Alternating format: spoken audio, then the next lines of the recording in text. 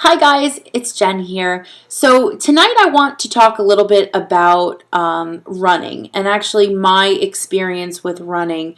And the reason why I think is because a lot of people always ask me about, how did you get into running? What made you start? What was it inside of you that made you actually want to get on that treadmill and do it? And it's really funny because I always feel like certain people, they always ask these questions and I always have the same answer, to be honest with you. I really feel as though running has been something that I've always wanted to do. I don't know, maybe you chalk it up to the fact you always want what you don't have or what you can't have. But in this case, my desire to become a runner definitely outweighed my ability to stay overweight for so long. And I really do have Biggest Loser and Bob and Jillian and our other trainers to thank for helping to show me that running is something that I can do no matter what size I'm at.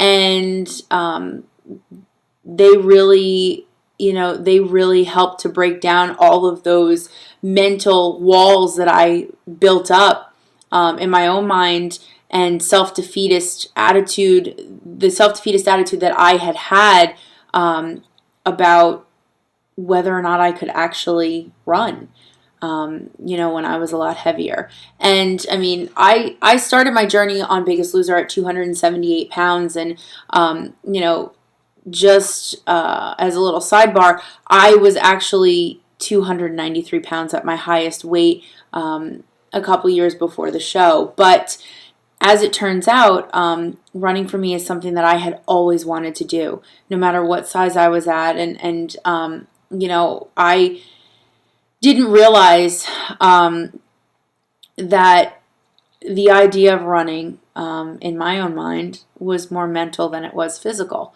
And it wasn't until Bob and Jillian and our trainers on the ranch showed us that it was all about having confidence in yourself and in your own abilities. And once you're able to harness that power and that control over your mind, your body can do incredible things. And that not only was the case with running, but obviously, all of the things that we had done physical fitness wise on the show as well. So I really feel as though, running is just as much of a mental battle as it is a physical battle. And there was an exercise that we were actually shown very early on while we were on the ranch, especially when we were heavier, that got us more comfortable with the idea of running. And this exercise was actually called rundowns. And what it taught us was you can take a speed and you can run for a certain amount of time and then walk for as long as you want. And then you back it down a little bit and you run for a certain amount of time and then you walk as long as you want. So we had actually started at 5-minute increments. So we'd run for 5 minutes at a pace that was comfortable for us, because Bob always told us, you don't have to be running at a gazelle speed to qualify it as running. It's really where you're comfortable. Obviously, it's a faster pace than a run, and it's not a sprint. So you find within your own comfort zone, where you're at and how you can push yourself a little bit more. But always remember that in order to get comfortable, you got to get a little uncomfortable. So we started out with 5 minutes. We would run for 5 minutes and we'd walk for as long as we needed to.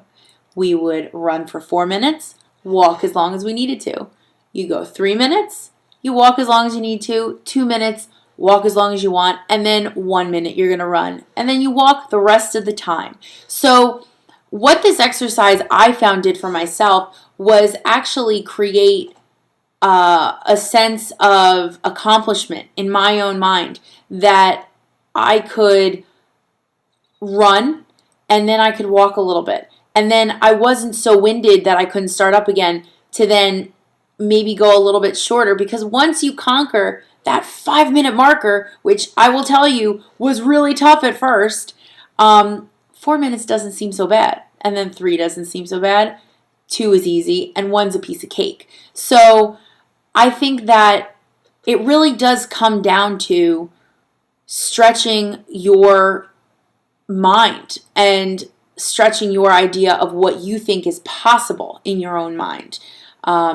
Because I know for a lot of us, we quit before we even start. So I challenge you to try these rundowns. Start at 5 minutes. I mean, if you really feel like you want to be a champ, you can start at 10 minutes. It depends on where you're at. But I would recommend that start at 5, walk as long as you want. Start at 4, and then walk as long as you want. Go for 3, walk as long as you want. 2, and then walk as long as you want. And then you're finished. You got 1 more minute left of running, and you're done with your workout. So let me know how that works for you guys. I know that for myself, that was really an exercise that helped to allow me to run at a continuous pace and not stop for an extended period of time. And, these days I am running at 30 minutes at a time, an hour at a time, at a steady, consistent pace because of these exercises that I did when I started out. So I wish you guys luck. Let me know how it goes. And if you have any questions, please shoot me an email at Jennifer at jenniferrushjacobs.com. Again, that's Jennifer at jenniferrushjacobs.com. And guys, rock it out. I wish you the best of luck. Thanks so much. Take it easy.